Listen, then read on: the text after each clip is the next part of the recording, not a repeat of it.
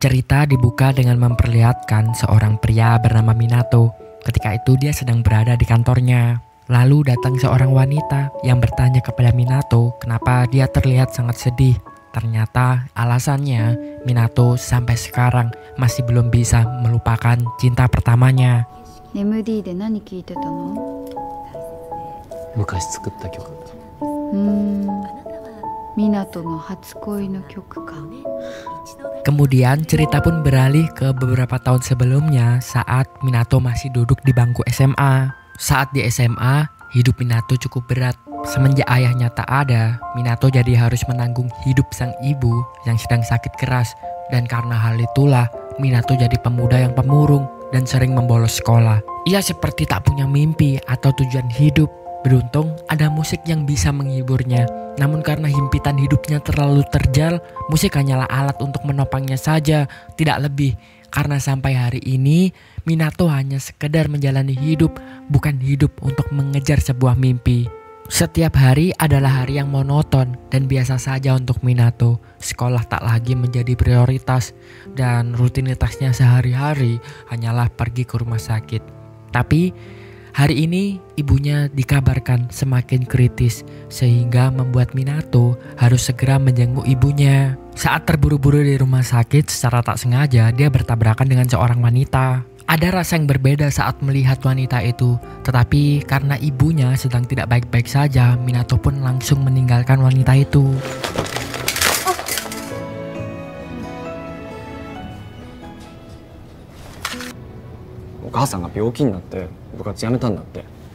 Wanita ini bernama Miu dan ternyata Miu adalah adik tingkatnya Minato satu sekolahan. Karena hal itulah mereka berdua tadi tampak tidak asing.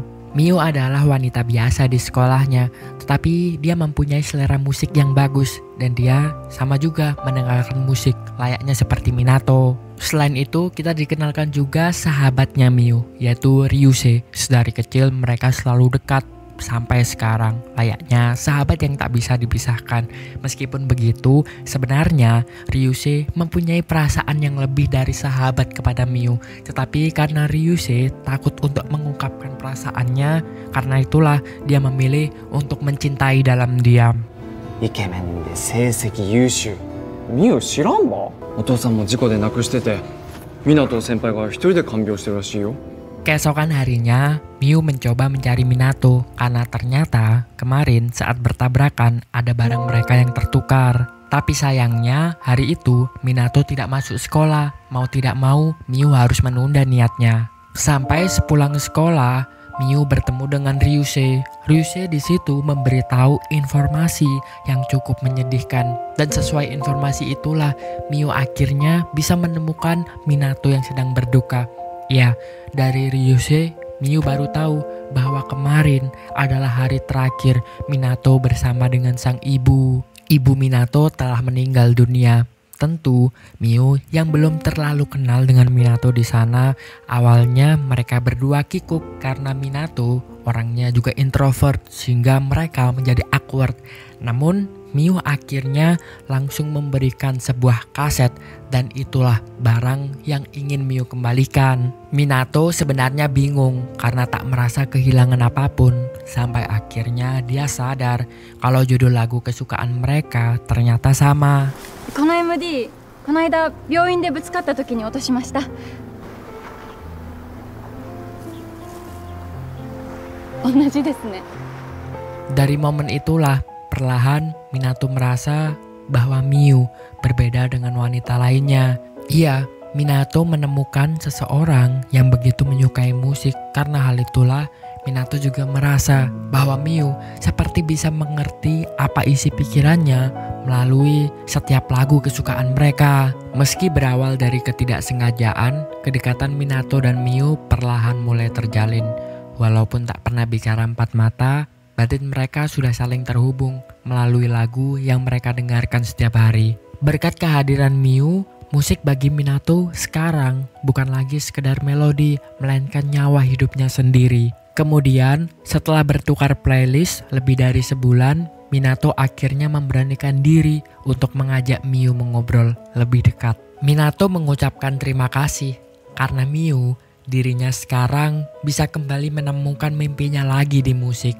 Dan bukan hanya itu, perlahan Minato menyadari kalau makna hidup yang sesungguhnya adalah ketika kita bisa bangkit dari puing masa lalu dan merajut apa yang telah usai dengan percikan mimpi kita. Ternyata itu tidak hanya berlaku untuk Minato. Miu pun juga begitu. Semenjak dia mengenal Minato, Miu menjadi lebih semangat untuk mengejar cita-citanya menjadi penerjemah, sama seperti pekerjaan ibunya. Meski dalam hati, sepertinya Miu juga mempunyai mimpi yang lain, yaitu untuk hidup bersama dengan Minato ketika dewasa nanti. Namun, meski mereka berdua terbilang dekat, sampai hari ini mereka berdua belum ada status apapun. Karena itulah Miu juga tidak bisa menuntut hal yang lebih lagi. しんどい時、いつも音楽に救われてきた。だからいつか自分で音楽作りたいんだ。お母さんが通訳の仕事をしていて、だから英語の勉強だけは頑張ってるんです。今の楽しい毎日がずっと続けばいいなって。そんなの無理だって分かってるんですけど。 Waktu pun berlalu dan sekarang Minato sudah lulus SMA. Miu merasa kalau ia bukan siapa-siapa lagi bagi Minato dan mungkin karena mereka berpisah, Miu akan kehilangan Minato. Sampai Ryusei melihat Miu yang sedang sedih sendirian di dalam kelas. Ryusei tahu alasan kenapa Miu sedih karena Miu akan ditinggalkan oleh Minato. Ryusei tahu betul betapa mencintai Miu terhadap Minato. Meski sebenarnya Ryusei juga mencintai Miu, tetapi Ryusei sadar kalau dirinya itu tak lebih dicintai oleh Miu daripada Miu mencintai Minato. Karena hal itulah dia ingin Miu bahagia. Ryusei pun menyarankan Miu jika tidak ingin kehilangan kesempatannya, Miu harus mengungkapkan perasaannya kepada Minato sekarang. Miu, 行かなくていいのか？Minato senpaiのところ。 Setelahnya, Miu pun langsung mengejar Minato dan menceritakan sebuah hal. Apakah Minato pernah mendengar sebuah dongeng kuno tentang hari kabisat? Katanya, jika seorang wanita berulang tahun di hari itu lalu meminta sesuatu pada seorang pria, pria itu tak bisa menolaknya. Mendengar itu, Minato pun langsung bertanya, bukankah hari ini hari kabisat? Akhirnya Minato paham kalau Miu berulang tahun hari ini.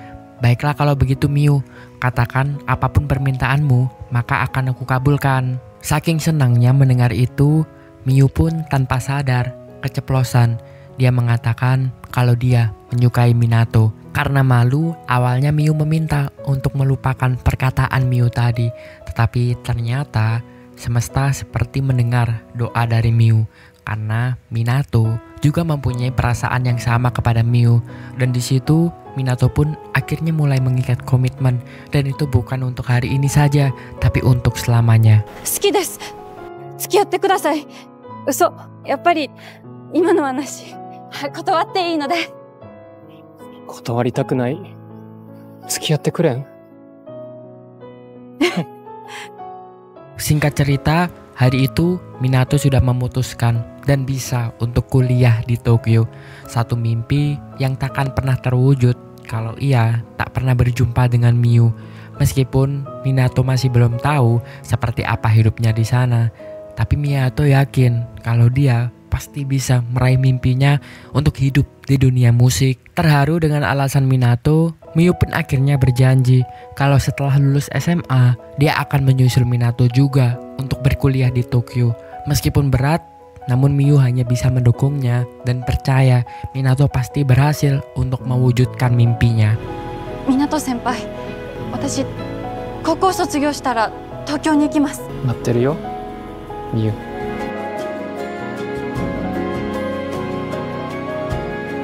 2 tahun pun berlalu. Setelah belajar sungguh-sungguh, akhirnya hari ini Miu bisa segera menyusul Minato kuliah di Tokyo. Maka hari ini pun Miu tidak lupa untuk berpamitan dengan orang-orang terdekatnya, termasuk dengan Ryusei juga. Tentu Ryusei kehilangan karena dia masih mencintai Miu dan dia belum mengungkapkan perasaannya. Tetapi itu bukan masalah baginya. Ryusei berharap Miu bisa bertemu segera dengan Minato di sana dan bahagia dengan pria yang dicintainya. Ryusei hanya berpesan supaya Miu benar-benar kuliah dengan serius dan jika Miu butuh bantuan apapun, Ryusei akan siap sedia membantu. いつでも帰ってこいよ。俺はずっとこの町にいるから。流星もお店頑張ってね。Tak mau terlambat, Miu akhirnya segera berangkat ke Tokyo, kota metropolitan, impian semua pelajar dengan segudang daya tariknya. Akhirnya Miu pun memulai perkuliahannya dan sebagai mahasiswa baru dia pun bercoba berkeliling di sana. Tetapi dia mendapatkan fakta kalau ternyata di kampus Minato sekarang adalah seseorang mahasiswa yang sangat populer di kalangan para wanita. Meski begitu, Miu tetap percaya kalau hatinya Minato hanya untuknya. Tetapi di suatu momen Miu tak bisa membohongi hatinya ketika dia melihat Minato didekati oleh teman dekatnya, Kasumi. Dan terlihat kalau Kasumi ini memang seperti sangat menyukai Minato. Seharusnya pikir Miu, Minato tak perlu terlalu ramah dengannya. Melihat respon dari Miu itu, Minato bukannya marah, tetapi justru dia ketawa karena Miu tidak pandai menyembunyikan perasaannya. Dan perasaan cemburu itu membuat Minato juga senang kalau Miu ternyata mencintai Minato sebegitunya. いやぬ幅封じしてからによ。好きだった音楽の道目指そうって思えたのはミユのおかげなんだ。ミユといると落ち着くっていうかほっとするんだ。へえ、そうだったんだ。 Untuk membujuk Miu, Minato pun berjanji kalau dia akan mengajak Miu berkeliling Tokyo. Minato pun langsung menepati janjinya hari itu juga. Dan Miu tentu sangat senang karena bisa menghabiskan waktunya bersama Minato. Bahkan saat mereka menulis doa di kuil, mereka tak sadar menulis satu permintaan yang sama sambil menyebut nama yang kuasa. Mereka berdoa supaya kebahagiaan mereka selalu abadi selamanya. Waktu pun berlalu dan mereka berdua menjadi sangat dekat. Mereka sangat bahagia. Sekarang mereka sudah berpacaran, bahkan memutuskan untuk tinggal bersama. Tak lupa, di tempat tinggal mereka, Minato juga menanam bunga kesukaan ibunya Minato untuk mengingatkan kenangan akan ibunya. Seakan-akan ibunya tetap ada di sana untuk melihat Minato bersama dengan Miu juga. 子供の頃、家の周りにこの花がたくさん咲いてた。だからこの匂いを嗅ぐと、幸せだった時のことを思い出すんだ。これからも幸せな思い出たくさん作ろうね。 Hari demi hari terus berlalu, membawa mereka semakin dekat pada satu tujuan. Di momen kebersamaan mereka yang hangat, Miu tiba-tiba bilang kalau ia ingin mereka bisa lulus tepat waktu, mendapat pekerjaan yang stabil, dan hidup bahagia layaknya sepasang kekasih yang saling mencintai apapun kondisinya. Dengan pelukan hangat yang penuh arti, Minato pun mengangguk dan mulai mengukir janji di hati mereka berdua. Akhirnya mereka berdua pun lulus kuliah. Tetapi fakta di dunia nyata memang tidak seindah apa yang direncanakan dan tidak semudah kelihatannya. Mereka berdua pun mulai tertampar realita. Mereka tak pernah mendapatkan pekerjaan yang benar-benar mereka inginkan. Mereka juga mulai menyerah. Bahkan Miu ingin menyerah saja dengan mimpinya karena dia merasa kalau sepertinya dia tak bisa untuk menggapai mimpinya menjadi seorang penerjemah. Di sisi lain, Minato bukannya tidak bekerja keras. Minato sebenarnya sudah sering melamar kemana-mana, tapi hasilnya selalu ditolak. Bahkan pekerjaan terakhirnya cuma seorang anak magang, dan itu pun tidak diperpanjang, alias Minato dipecat. Minato pun mulai berpikir kalau sepertinya Miu bisa mendapatkan pria yang lebih baik dari dirinya. Dan mungkin saja jika Miu mendapatkan pria yang lebih baik, Miu bisa juga untuk menggapai mimpinya tidak kesulitan seperti ini. 苦しいけど仕方ないよね。通訳の会社だけじゃなくて他のとこも考えてみようかな。でも、通訳になるためにこれまでずっと頑張って勉強してきたんだろう。諦めていいの？何十社も受けてダメだったんだからしょうがないじゃん。今氷河期で大変なんだよ。港の時とは違うんだよ。ごめん。私もごめん。 Sampai suatu hari, Miu didatangi oleh sahabat lamanya, Ryusei. Ryusei berniat untuk melihat keadaan Miu sekarang. Ryusei bertanya bagaimana kabarnya Miu. Miu pun langsung cerita kalau semua yang dimimpikannya gagal. Dia mencoba melamar menjadi penerjemah di perusahaan manapun, sekarang ditolak. Bahkan Miu mulai berpikir untuk meragukan cita-citanya. Melihat kondisi Miu yang sedang kacau saat berada di Tokyo, Ryusei pun langsung bilang kalau kedua orang tuanya Miu berpesan kepada Ryusei meminta kalau Miu lebih baik pulang saja ke Okinawa di rumahnya karena di sana bisa lebih tenang dan juga ada orang-orang yang bisa menjaga Miu. Meskipun orang tuanya Miu berpesan seperti itu, tetapi Ryusei di sana memberikan dukungan kepada Miu. Ryusei ingin Miu melakukan apapun yang diinginkan oleh Miu karena ini adalah hidupnya Miu.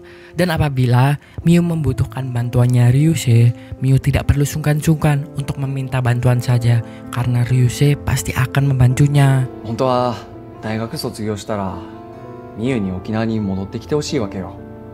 実はそれを伝えるように頼まれてたわけさ。ま、ミユのしたいようにしたらいいさ。ミユの人生だから。あ、言っとくけど、俺はお前の味方だからな。 Miu membalas kalau sekarang keinginannya menetap di Tokyo saja karena dia masih ingin bersama dengan Minato. Mendengar itu tentu saja Ryusei kecewa karena sebenarnya dalam hati dia ingin Miu pulang. Harapannya Miu bisa membangun hidup dengan Ryusei. Tapi apa daya, dari dulu memang Ryusei sudah sadar kalau Miu memang selalu hanya mencintai Minato saja. 港ともっといろんな景色を見たい。だからここで頑張りたいんだ。そっか。 Sampai suatu hari keadaan Miu dan Minato tak kunjung membaik juga. Mereka tak punya uang, tak punya masa depan, dan tak tahu arah kemana lagi. Minato pun akhirnya bilang ke Miu kalau sepertinya hubungan mereka sampai di sini saja. Malam itu karena sedih, Miu pun langsung meninggalkan Minato. Keesokan harinya Miu pun mendatangi Minato lagi untuk meminta penjelasan. Sebenarnya apa yang sedang terjadi? Minato pun bilang kepada Miu di sana kalau dia sudah tidak mencintai Miu lagi. Tapi ini hanyalah alasan yang sengaja dibuat Minato agar Miu bisa segera melupakannya saja. Karena sebenarnya Minato masih mencintai Miu, tetapi dia tahu kalau dia sekarang hanyalah pengangguran dan membuat hidup Miu menjadi lebih susah kalau terus bersama dirinya. Dan yang lebih mengejutkan lagi, ternyata baru saja Minato divonis oleh dokter mengidap penyakit kanker. Minato tak ingin Miu ikut menderita bersamanya. Karena itulah dia pikir ini adalah keputusan yang terbaik supaya Miu bisa bahagia dengan pria lain. 俺はもうミユのこと好きじゃない。もう会うつもりもないから。俺のことは忘れて。 3 tahun berlalu. Sekarang Minato sudah tergulai di rumah sakit. Saat itu dia pun dikunjungi oleh Kasumi. Di sana Kasumi meminta Minato supaya semangat pada hidupnya lagi. Minato tak boleh kehilangan harapan hidup. Setelah ditinggalkan oleh Kasumi, Minato pun mulai merenungi semua kenangan hidupnya. Sedari kecil dia selalu bersedih karena ibunya yang sakit keras. Sampai suatu hari dia bisa menemukan seorang wanita yang bisa membuat semangatnya kembali lagi. Dan untuk pertama kalinya Minato merasakan apa itu artinya kebahagiaan. Kehadiran Miu membuat hidup Minato bisa lebih berwarna. Dia mempunyai semangat hidup lagi dan dia mempunyai mimpi lagi. Sampai suatu hari dia harus mengidap penyakit yang keras. Sebenarnya dia terus bertanya kepada Tuhan, kenapa takdir selalu kejam kepadanya seperti ini? Di saat dia sudah menemukan warna hidupnya dan kebahagiaannya, Tuhan meregutnya begitu saja. Setelah merenungi itu semua, Minato pun hanya bisa menangis, menerima semua takdir yang ada. ミユの言葉が背中を押してくれて、夢を与えてくれた。やっと幸せをつかんだのに、誰よりもミユにそばにいてほしかった。このまま一緒にいたらミユの夢を邪魔してしまう。ミユの笑顔を見ていたくてどうしても言えなかった。ミユを巻き込むのが怖くて逃げた。 Keesokan harinya Minato didatangi oleh teman kantornya Yato. yang membawa bukunya Minato dulu. Buku itu berisikan lirik lagu yang berjudul 366 hari, lagu yang pernah Minato dulu tulis. Yato juga mengingatkan Minato di sana kalau sedari dulu Minato sangat ingin untuk memproduksi lagu ini. Maka mumpung masih ada kesempatan, Yato mengingatkan supaya Minato segera melakukannya. Hal itu membuat Minato kembali menemukan semangat hidupnya lagi. Dia ingin untuk memproduksi lagu ini. Sampai beberapa minggu kemudian, mukjizat terjadi karena dokter memberitahu kalau Minato dinyatakan sembuh dari kanker darahnya. Setelah sembuh, Minato pun bekerja lagi di tempat magangnya dulu, tetapi sekarang sebagai pegawai tetap di perusahaan yang bergerak di bidang musik juga. Suatu malam, Kasumi pulang dengan Minato. Ketika itu, Kasumi bertanya apakah dia tak punya kesempatan sama sekali untuk bisa berada di hatinya Minato. Minato tak menjawab apa-apa saat itu. Dan Kasumi langsung tahu kalau hatinya Minato dari dulu memang hanya untuk Miu seorang. 大学の時からずっと湊のこと好きだった。勝ち目なかったもん。でも湊のそういうところが大好きだった。もうこの話終わり。これからも親友としてよろしく。 Beberapa hari selanjutnya, saat ini kehidupan Minato sudah membaik. Dia sudah sehat. Dia sudah mempunyai pekerjaan yang tetap dan pikirnya ini adalah waktu yang paling tepat untuk mendatangi cintanya lagi, yaitu Miu. Minato pun langsung pulang ke Okinawa untuk menemui Miu. Tetapi setibanya di sana, dia malah bertemu dengan Ryusei. Ryusei pun langsung mendatangi Minato dan di sana Ryusei langsung marah-marah. Dari mana saja kau Minato? Beberapa tahun ini menghilang begitu saja, meninggalkan Miu sendirian. Kau meninggalkan Miu saat Miu paling membutuhkanmu. Di masa itu, Miu masih belum bisa mendapatkan pekerjaan dan dia tak punya siapa-siapa di Tokyo. Karena itu Miu terpaksa pulang. Dan kau tahu, selama 3 tahun ini, saat kau tak ada, siapa yang ada di sampingnya Miu? Itu aku, Minato. Dan sekarang, saat Miu sudah berhasil mendapatkan pekerjaan sebagai penerjemah dan dia bahagia, kau tiba-tiba datang, Minato. Kami besok akan menikah, Minato. Dan aku minta kau untuk pergi sekarang. Jangan ganggu kebahagiaan kami. ミユ、これまでずっと一人で大変だったんですよ。またミユのことを奪うつもりですか？帰ってください。お願いだから。 Setelahnya, Minato pun hanya bisa melamun, bersedih, sembari dia pergi ke rumah neneknya untuk mengunjungi neneknya. Saat bertemu dengan neneknya, nenek Minato menasehati Minato. Kalau Minato mempunyai kesukaan, Minato tak boleh berhenti mengejarnya sampai benar-benar terlambat. Perkataan itu membuat Minato tersadar kalau dia sangat mencintai Miu dan sepertinya selama belum menikah ini belum terlambat. Karena hal itulah Minato setelahnya langsung berlari menuju ke pernikahan Miu dan juga Ryusei. Namun setibanya di sana, Minato melihat ada seorang anak kecil dan anak itu ternyata adalah anaknya Miu.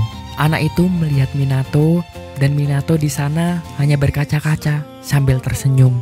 Minato merasa kalau dia tidak boleh merusak kebahagiaan keluarganya Miu dan Ryusei. Karena hal itulah dengan berat hati, meskipun dia sangat mencintai Miu, tetapi dia membiarkan Miu bahagia bersama dengan Ryusei. Minato pun langsung pergi dari tempat itu tanpa menyapa Miu. Dia hanya mengenang semua kenangan indah yang telah mereka berdua berukir bersama.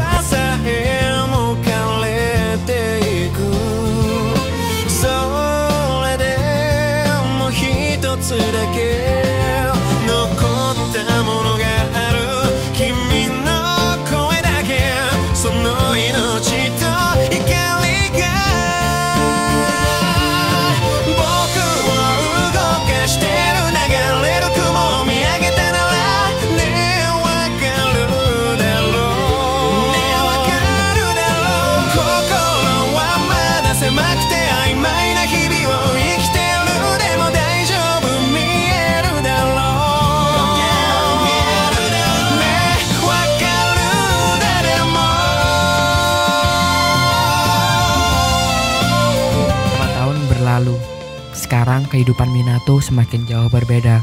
Tak diduga lagu-lagunya viral. Tak hanya itu, dia juga sukses menjadi produser musik. Meskipun di tengah kesuksesannya, karirnya bagus, mimpinya juga tercapai, tetapi hatinya masih kosong karena tak ada wanita lagi yang bisa mengisi hatinya Minato selain Miu. Sampai suatu hari Minato didatangi anak kecil, dan Minato pun tahu kalau anak kecil ini adalah anaknya Miu. Dan anak itu ternyata bukanlah anaknya Ryusei, melainkan anak kandung Minato itu sendiri. 湊さんですか。私のお母さんからです。お母さん病気でもうダメかもしれないんです。聞いてみてください。 Lalu diceritakan apa yang sebenarnya terjadi, dan Minato sebenarnya sudah tahu kalau itu adalah anak kandungnya. Hal itu karena di hari H sebelum pernikahannya dengan Ryusei, Ryusei sudah memberitahu ini semua. Jadi dulu setelah ditinggal oleh Minato, Miu baru tahu kalau dia positif hamil. Miu yang berpikir kalau Minato tak mencintainya lagi, dia pun memilih pulang ke Okinawa dan dia menceritakan semuanya kepada Ryusei. Dan setelah mendengar semua ceritanya itu, disinilah Ryusei memutuskan untuk bertindak sebagai lelaki. Meskipun ini bukan anak kandungnya, dia memilih bertanggung jawab. Dia bahkan mengaku di hadapan kedua orang tuanya Miu kalau ini adalah anaknya. Karena hal itulah dia meminta restu untuk menikahi Miu. 相手は誰だ！すいません！俺です！俺の子なんです。俺が責任持って育てます。だからお願いします。 Ryusei juga mengungkapkan semua perasaannya kepada Miu. Kalau sedari dulu dia mencintai Miu dan dia tak peduli ini anak siapa, tetapi dia akan menganggap anak ini sebagai anaknya sendiri dan dia akan mengurusnya sampai dia besar. Dan karena pengorbanan besar yang dilakukan oleh Ryusei inilah, meskipun saat itu Minato sebenarnya sudah tahu kalau anak kecil itu adalah anak kandungnya, tetapi dia tidak ingin menjadi egois dengan merusak kebahagiaan Ryusei dan juga Miu. Kembali ke masa sekarang lagi, anak kecil ini yang bernama Himari bilang kalau dia kesini disuruh oleh ayahnya Ryusei untuk menemui ayah kandungnya. Himari juga memberitahu kalau ibunya sekarang sedang sakit keras dan mungkin waktu hidupnya tidak lama lagi. Karena itulah ayahnya Ryusei berpesan supaya dia mengajak Minato untuk menemui ibunya untuk yang terakhir kalinya. Mendengar itu Minato hanya bisa menangis dan dia bilang kepada Himari kalau ayah kandungnya adalah ayah yang membesarkannya dan selalu ada di sampingnya selama ini, yaitu Ryusei itu sendiri, bukan dia. Minato pun hanya memberikan lagu yang dia buat kepada Himari supaya didengarkan oleh Miu. Alasan Minato tak mau menemui Miu karena pikirnya momen terakhir Miu seharusnya dinikmati oleh orang-orang yang berhak bahagia bersamanya, yaitu Ryusei dan anaknya. Minato tak boleh mengganggu kebahagiaan itu. もう会えないかもしれないんですよ。本当にお母さんに会わなくていいんですか。君のお母さんが最後にそばにいてほしいのは俺じゃないよ。早く帰ってあげて。